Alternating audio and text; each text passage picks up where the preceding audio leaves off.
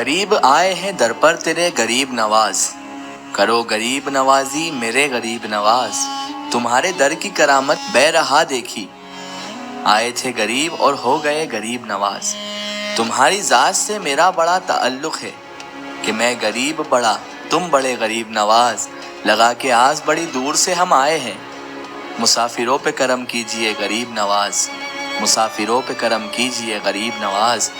ناظرین کرام، جیسا کہ آپ شعر سن کر سمجھ گئے ہوئے کہ آج ہم کن کا واقعہ پیش کرنے جا رہے ہیں۔ آج ہم ان روحانی شخصیت کا واقعہ پیش کرنے جا رہے ہیں جنہیں ہم سلطان الہند، شہنشاہ ہند، ہندوستان کے بادشاہ، عطائے رسول، والی ہندوستان، خواجہ خواجگاہ خواجہ معین الدین حسن چشتی سنجری اجمیری رحمۃ اللہ علیہ، المعروف حضور غریب نواز سرکار کے نام سے جانتے ہیں۔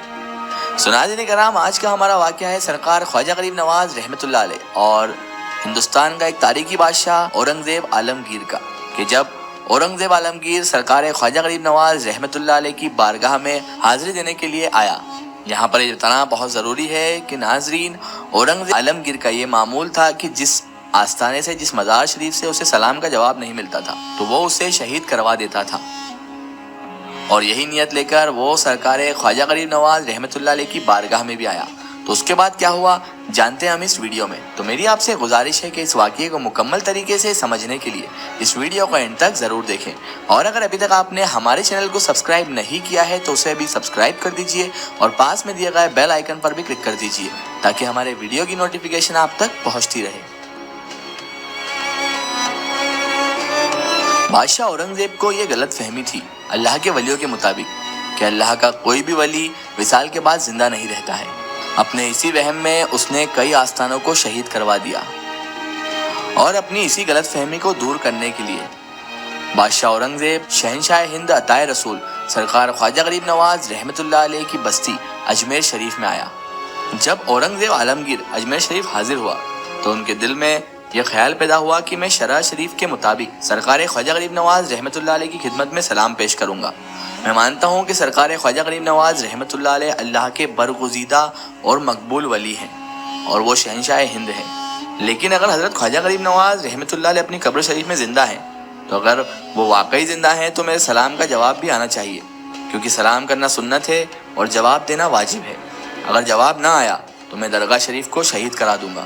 معاذ اللہ۔ تو جب اورنگزیب عالمگیر سرکار خواجہ غریب نواز رحمۃ اللہ علیہ کی بارگاہ میں حاضر ہوا اور جب وہ روضہ مبارک پر پہنچا تو اس نے بلند آواز میں سلام مسنون پیش کیا۔ ناظرین کرام، یہ کرامات ہے حضرت خواجہ غریب نواز رحمۃ اللہ علیہ کی کہ خواجہ غریب نواز رحمۃ اللہ علیہ کی قبر مبارک سے آواز آئی، وعلیکم السلام عالمگیر حجتی۔ بادشاہ اورنگزیب عالمگیر یہ سن کر دنگ رہ گیا، اور اسی دن سے اس نے اس چیز سے توبہ کر لی اور اس نے عہد کیا کہ آج کے بعد میں کسی بھی مزار شریف کو شہید نہیں کرواؤں گا اور نہ ہی وہاں پر جا کر ایسی کوئی ضد رکھوں گا۔ عالمگیر اس واقعے سے بہت متاثر ہوا اور اس نے حضرت خواجہ غریب نواز رحمۃ اللہ علیہ کی روحانی بزرگی کو تسلیم کیا۔ اس کے بعد اس نے اپنے اس معمول کو بھی بدل دیا، وہ ہر آستانے پر جاتا اور بعد جا کر سلام پیش کرتا اور ان کا ادب کرنے لگا، اور اس طرح سرکار خواجہ غریب نواز رحمۃ اللہ علیہ کی بدولت ہی یہ سلسلہ ختم ہوا۔ اس واقعے کا ریفرنس ہے